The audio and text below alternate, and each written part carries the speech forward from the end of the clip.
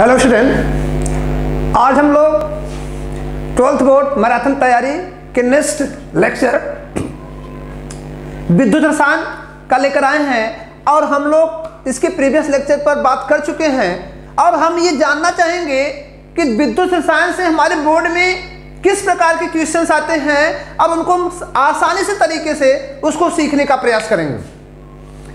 आपका पहला क्वेश्चन आपके विद्युत रसायन में बनता है, दिमाग में आपकी उलझन बना के रखता है कि इलेक्ट्रोड क्या होता है। आपसे क्वेश्चन पूछा जाएगा इलेक्ट्रोड से आप क्या समझते हैं, इलेक्ट्रोड से आप क्या समझते हैं।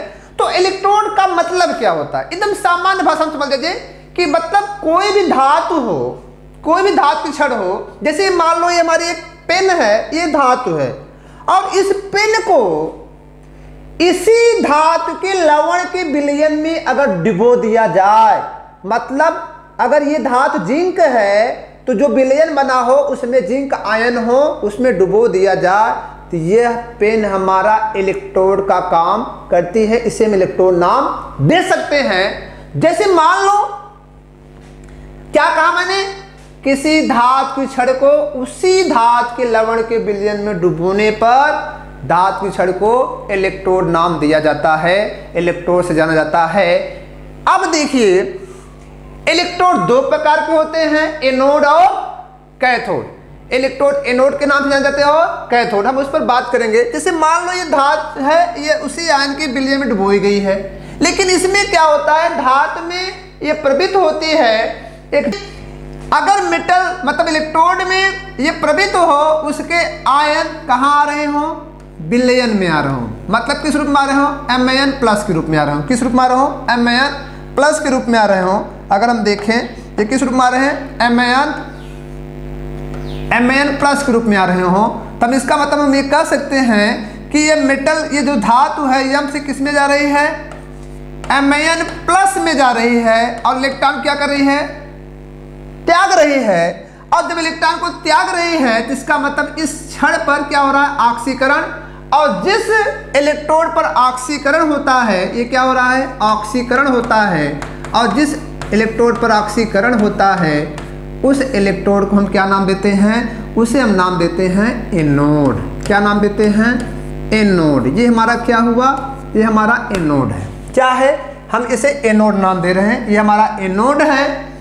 और धातु की छड़ में अगर क्या हो रहा है कि आयन क्या कर रहे हैं, अगर वो आयन यहाँ पे जा रहे हैं, इलेक्ट्रोड पर एकत्रित हो रहे हैं, तो ऐसे दशा में वहाँ पे क्या होता है, अपचयन होता है कि एम प्लस एन इलेक्ट्रॉन को ग्रहण करेगा और किस में चला जाएगा, एम में चला जाएगा। इसे हम क्या कहते हैं, अपचयन कहते हैं। और जिस इलेक्ट्रोड पर अपचयन होता है उस इलेक्ट्रोड को हम किस नाम जानते हैं, कैथोड के नाम से जानते हैं। किस नाम जानते हैं, कैथोड के नाम से जानते हैं। अगर हम देखें कि एनोड पर हम अगर देखें, अगर एम प्लस विलयन में आ रहा है, एम प्लस विलयन में आ रहा है तो इसका जो इलेक्ट्रॉन एन इलेक्ट्रॉन होगा वो इलेक्ट्रोड पर होगा, एन इलेक्ट्रॉन। तो बताओ यहाँ पर इलेक्ट्रॉन की संख्या बढ़ रही है, पूरी इसकी सांद्रता बढ़ रही है, जिसके कारण ये मेटल पर क्या जाता है, ऋणावेश। तो इस एनोड पे क्या हो रहा है, ऋणावेश बन रहा है। और यहाँ पर आप देख रहे हैं कि ये एम जाकर एन इलेक्ट्रॉन ले रहा है, इस इलेक्ट्रोड का एन इलेक्ट्रॉन ले रहा है। तो जब एन इलेक्ट्रॉन ये दे देगा तो इसके पास बचेगा क्या, इसके बाद आप खुद समझ सकते हैं इसके पास क्या बचेगा, एम प्लस बचेगा। तो ये पूरा प्लस एम प्लस पूरा ये प्लस क्या हो जाएगा, पॉजिटिव हो जाएगा।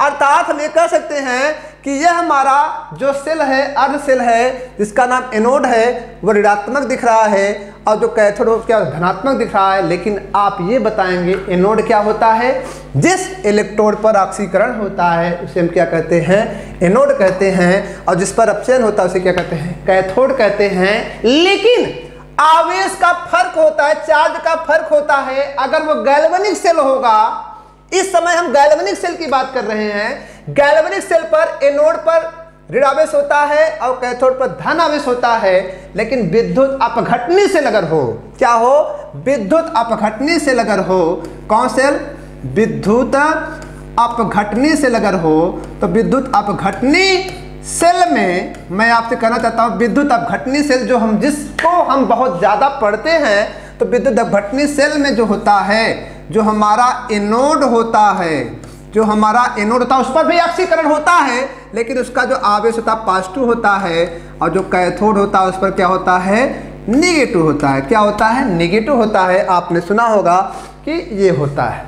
बस फर्क ये होता है कि हम लोग बस इतना बताएंगे कि इलेक्ट्रोड क्या होता है, अगर आयन के धातु की छड़ को उसकी आयन के ही विलयन में डुबो दिया जाए तो इलेक्ट्रोड का। जैसे एग्जाम्पल में देखें, ये हमारा क्या है, एक बॉक्स है, हमने क्या किया, एक रॉड डाला जिसका नाम क्या है, जिंक है, और हमने इसमें जो विलयन रखा है, जो विलयन रखा है ये किसका है, ZnSO4 का है, जिंक सल्फेट का। बताओ यहाँ पे Zn आयन है कि नहीं, ये Zn डबल प्लस ये SO4 माइनस होगा। बताओ जिंक मेटल एक इलेक्ट्रोड का काम करेगी कि नहीं, ये जिंक इलेक्ट्रोड के नाम से जानी जाएगी। ये धातु की छड़ को हम क्या देंगे, जिंक इलेक्ट्रोड के नाम जानेंगे। हाँ, हम इतना जानते हैं जिंक की धातु में ये प्रवृत्त होती है कि वो अपने आयन को कहाँ भेजता है, विलयन भेजता है। कहाँ भेजता है, विलयन में भेजता है। अगर वो अपने आयन को विलयन भेज रहा है तो Zn डबल प्लस को विलयन भेज रहा है, तो इसका मतलब इस पर क्या हो रहा है, ऑक्सीकरण हो रहा है। तो बताओ जब इस पर ऑक्सीकरण हो रहा है तो यहाँ पे कौन सा चार्ज बनेगा, माइनस होगा, लेकिन ये किसके नाम से जाना जाएगा, एनोड के नाम से जाना जाएगा। किसके नाम से जाना जाएगा, एनोड के नाम से जाना जाता है।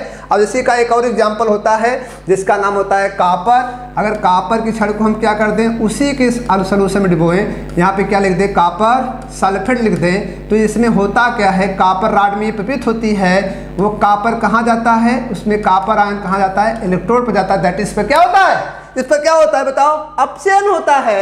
और इस पर कौन सा चार्ज बनता है, प्लस आवेश होता है। लेकिन जिस पर अपचयन होता है वो कैथोड काम करता है, जिस पर ऑक्सीकरण होता है उसे एनोड कहते हैं।